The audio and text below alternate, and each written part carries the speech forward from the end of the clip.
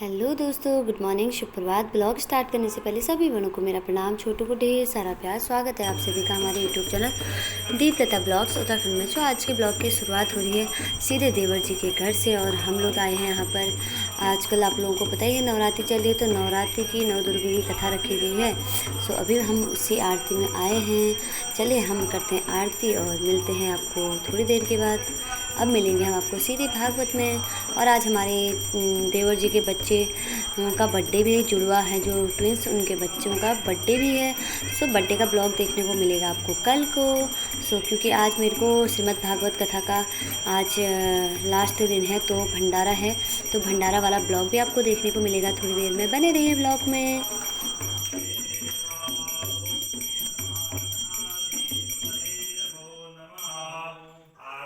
तो दोस्तों अभी मैं आ चुकी हूँ श्रीमद् भागवत कथा में। सो अभी यहाँ पर चल रही है आरती, और आरती के बाद थोड़ी बहुत कथा कल की बच चुकी थी, तो उसे व्यास जी सुनाएंगे। आप लोग भी सुनिए। और उसके बाद होगा व्यास पुस्तक पूजन। और जो प्रसाद गेट में मिलता था रोज़, आपने देखा, वो प्रसाद आज व्यास जी खुद अपने हाथों से देंगे। और चलिए आप लोग भी सब लोग आ जाइए व्यास जी का आशीर्वाद पाने के लिए। और उसके बाद होगा भंडारा, तो बने रहिए ब्लॉग में। सियावर रामचंद्र जी की संत समाज की सत्य सनातन धर्म की सच्चे दरबार की उमापति महादेव की गंगा मैया की गंगा मैया की यमुना मैया की चारों धामों की उत्तराखंड के सिद्धों की समस्त देवताओं की जनार्दन की श्रोता गणों की भक्त और भगवान की श्रीमद् भागवत महापुराण की मिश्रा जी के परिवार की जय जय श्री राधे। पवन पावन परम पावन परब्रह्म स्वरूप श्रीमद् भागवत महापुराण हमारे इस कथा मंडप में विराजमान सभी मिश्रा जी का परिवार, उनके मित्रगण तथा हमारे इस क्षेत्र के सभी भागवत कथानुरागी जन, भक्तिमयी दयामयी माता बहनों तथा भगवत स्वरूप बालक बालिकाओं, हमारी इस कथा में सुंदरता के साथ स्वर का संधान करने वाले, सुंदरता लाने वाले हमारे संगीतज्ञ आचार्यगण, आप सभी का कथा के विश्राम के दिन में इस कथा मंडप में हार्दिक अभिनंदन, स्वागत। आइए थोड़ी देर कथा कहते हैं, थोड़ा सा विलंब हुआ है। मैंने आपसे कल ही कहा था कि बाकी हमारा मुहूर्त अपना है और भगवान का मुहूर्त अपना है। भगवान जी ने कहा सब तो 2 बजे के बाद ही भोजन करते हैं, लंच टाइम तो 2 बजे बाद होता है ना, तो 2 बजे बाद ही होना चाहिए। तो उसी क्रम में चल रहा है। लगभग 2 बजे के बाद आसपास आपका ये कार्यक्रम शुरू हो जाएगा। देखिए हमारा ये कार्यक्रम जो मिश्रा जी के परिवार के द्वारा आयोजित किया गया था, जिसमें भाइयों के जो मुखिया यहाँ पर मुख्य यजमान बने थे श्री ललित मोहन मिश्रा जी,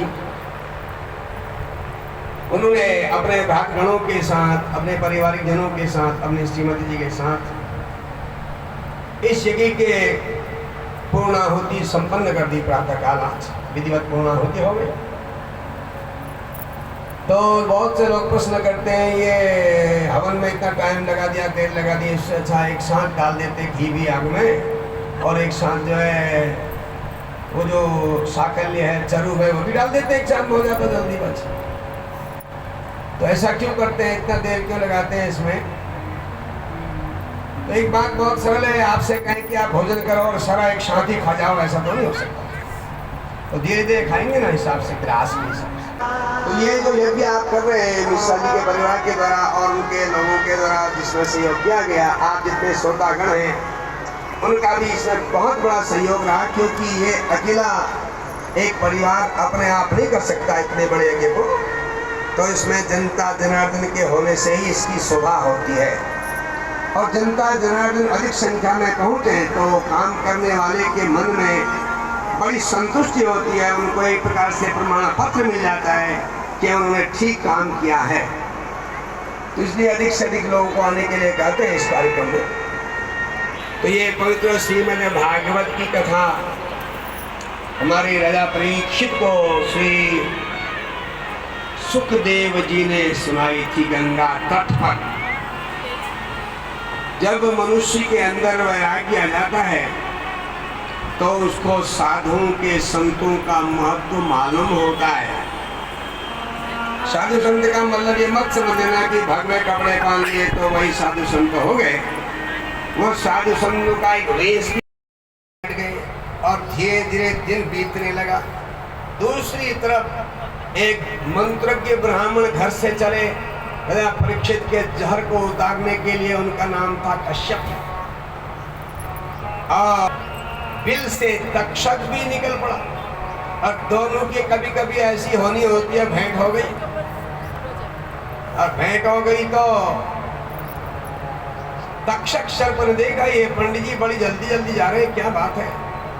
उसने जल्दी से अपना रूप बदल दिया। ये काम रूप भी होते हैं, सर्प अपना रूप बदल सकते हैं। वो ब्राह्मण का वेश बना करके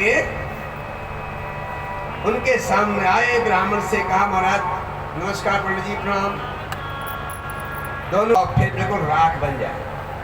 अब आप अपने मंत्र के प्रभाव से इसको हरा बना दें तो मुझे विश्वास होगा आपका मंत्र काम करता है। उसके घर वाली 38 बरस। चलो उसने कहा क्या क्या मांगा। फिर उन्होंने कहा एक तो अब तो तब तक 10-20 बरस और हो गए। घर वाली 60 साल की हो गई और वो तो 16 साल की। थोड़ी सी कंधे भी झुक गए थे, चेहरे में झुर्रियां आने लग गई थी। आप व्यापारी लोगों ने समझाएंगे सब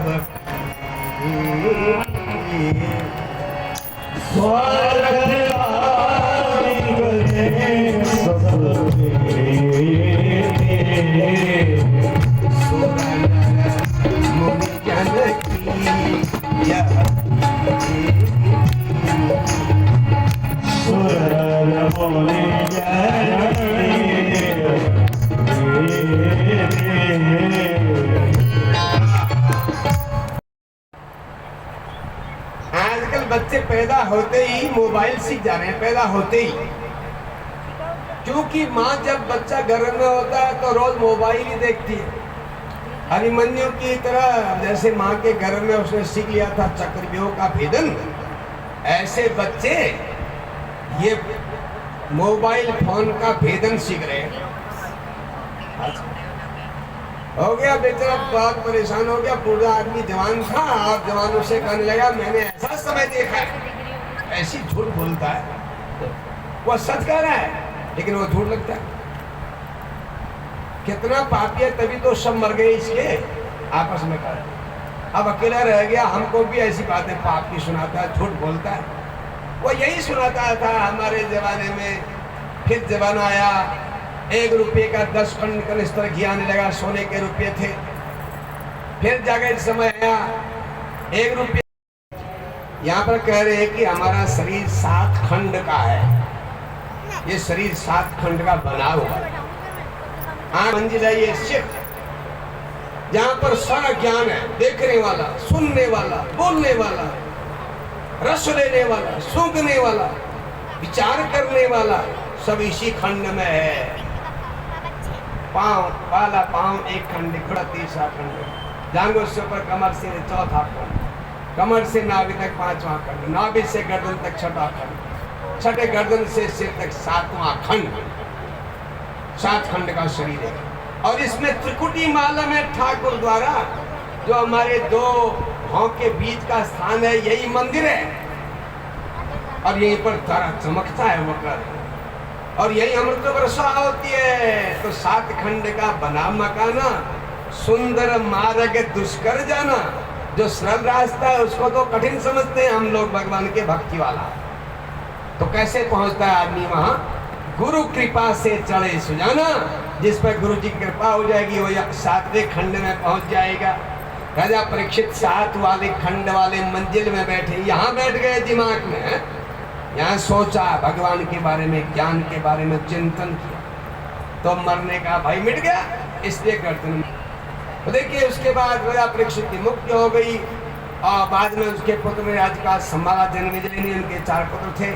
अपने पिता की मुक्ति के उन्होंने फिर सर्प यज्ञ किया उत्तम मुनि के कहने पर।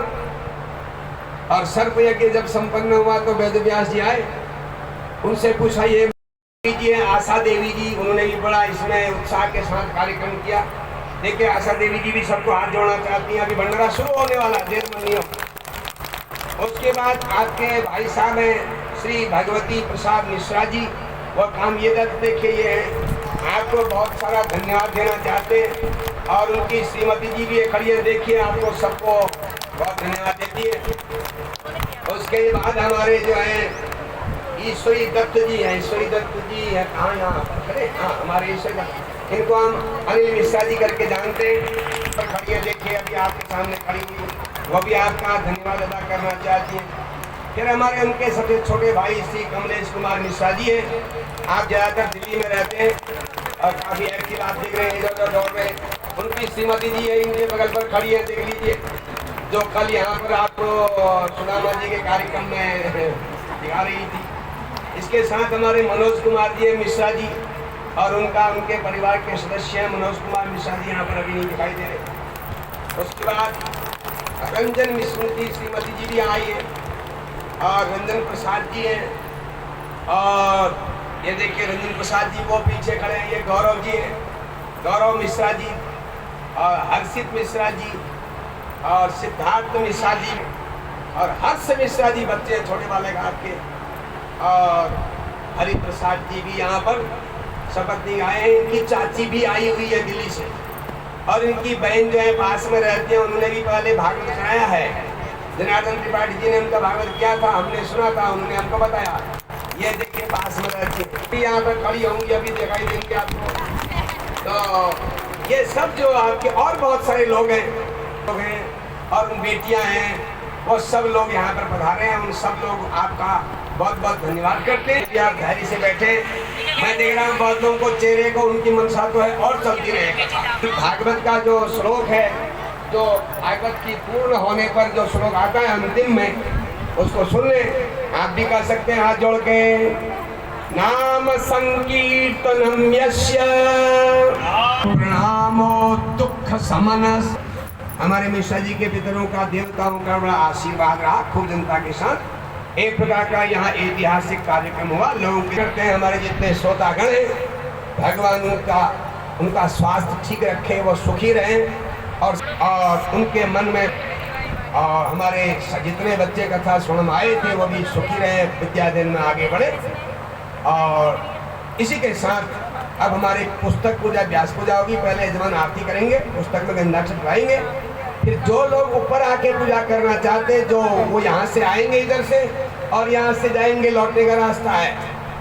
और जो नहीं आ पा सकते वो नीचे ही यहाँ पर पुस्तक पूजन कर देंगे, व्यास पूजन यहीं से चढ़ा देंगे। सर्वथा महाश्च भारतो वर्षो विश्वम नमः सर्वभूतार्थे गंधाक्षत पुष्पाणि समर्पयामि। श्रीमद् श्री कृष्ण स्वरूपिणे श्रीदा कृष्ण स्वरूपिणे श्रीमद् भागवत महापुराणाय नमः। व्यासाय विष्णु रूपाय विष्णुपादरायणे व्यासाय नमः सुताय नमः सौनकादिभ्यो नमः। पुष्पाणि समर्पयामि। आरती के साथ समर्पयामि।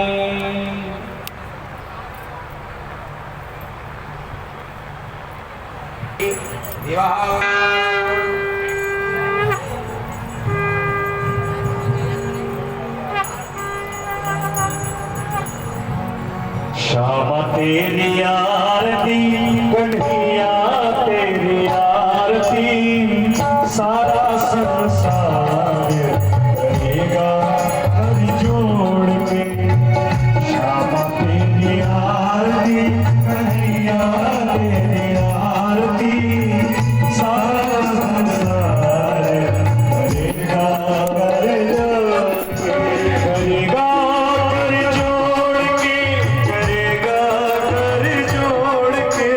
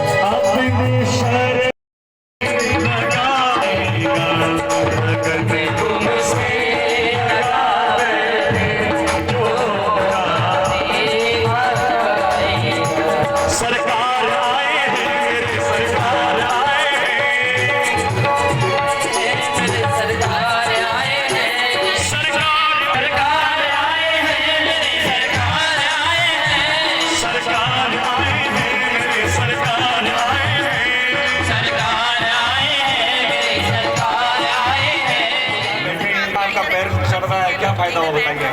आपसे निवेदन है एक एक करके आप लाइन से आइए। हाँ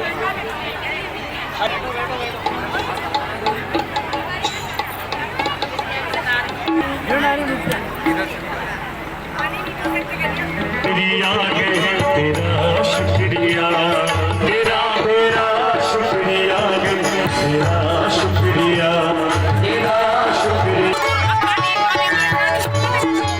सभी मांगता तेरा ही नहीं तेरा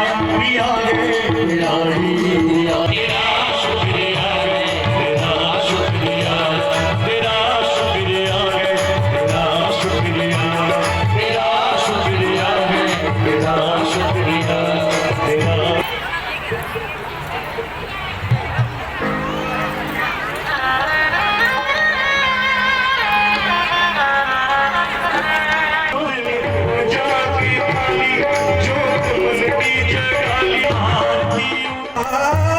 द्वार खड़े प्रभु के छरिया कहाँ भूपति जान न पावत मेरे। पांच सुपारी ते देखो बिचारी के, पांच सुपारी ते देखो बिचारी के। भेंट को चारण चाउर मेरे, भेंट को चारण भेंट को चारण को धन इकट्ठा करके लाई और फटी धोती में लपेट करके गांठ बांध करके पोटली बना करके कहा लो ये लेके जाओ, ये चावल है, भगवान पसंद करेंगे, मेरी तरफ से भेजा हुआ उपहार है। सुदामा ने सोच लिया ये नहीं मानेगी, अब तो जाना ही पड़ेगा, इसको हट चढ़ गई है। इतना प्रेम करेगा। बरस बीत गए, देखे मुझे याद है उसकी बचपन की, कितना प्रेम करता था। ब्राह्मणों को बहुत मानता है और उन ब्राह्मणों को तो बहुत मानता है जो भजन करते हैं। सुदामा पहुंच गए, द्वारपाल से पूछा भैया क्या यहाँ कृष्ण कन्हैया रहते? द्वारका कन्हैया मत कहिए, द्वारिकाधीश कहिए, यहाँ द्वारिकाधीश है। हाँ हाँ द्वारिका अगले गेट में पूछना वो बता देंगे आपको। अगले गेट में पहुंचे, भैया यहाँ दीनदयाल रहते? नहीं दीनदयाल मत कहिए, द्वारिकाधीश कहिए। हाँ हाँ द्वारिकाधीश। उस पर आगे गए, द्वारपाल से कहा भैया दीनदयाल से मिलना है। कौन दीनदयाल? वही तो कृष्ण कन्हैया। ठीक है चले गए। भगवान अपनी सभा में बैठे, इसे मिलना है। क्या नाम बता रहे हैं, कैसे है? शीश भगवान बहुत खुश हो गए और तो भगवान का उत्तर ही गिर गया।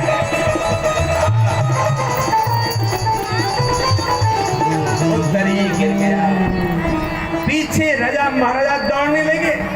ये क्या हुआ? भगवान कहां को दौड़ते? राजा लोग भी दौड़ने लगे। गेट पर पहुंचे, सामने सुदामा खड़े। भगवान खड़े हो गए, सुदामा को पांव से सिर तक देख, आंखों में आंसू आ गए।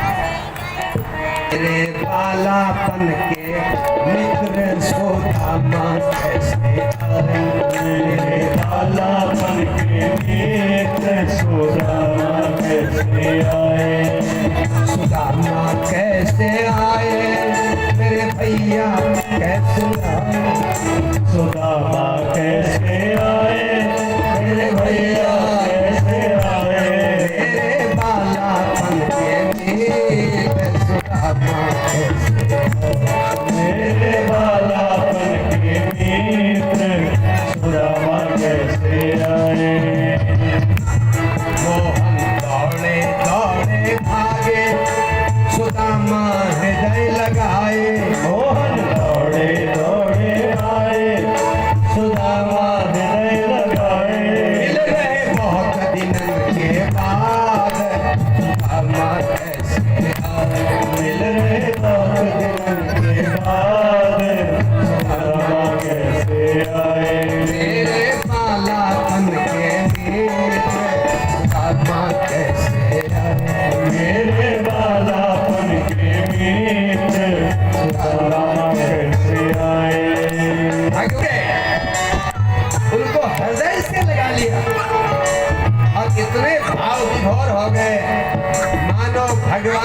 जीवन ही आ गया।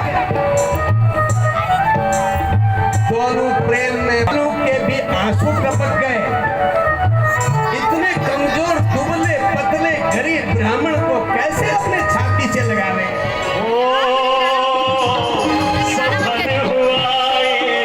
दोस्तों आज का भंडारे के साथ साथ आज का ब्लॉग इतना ही रखते हैं। उम्मीद है आप सभी को पसंद आया होगा। अगर पसंद आए तो लाइक करें, कमेंट करें, अधिक से अधिक दोस्तों में शेयर करें। मिलते हैं नेक्स्ट ब्लॉग में। Bye bye, take care.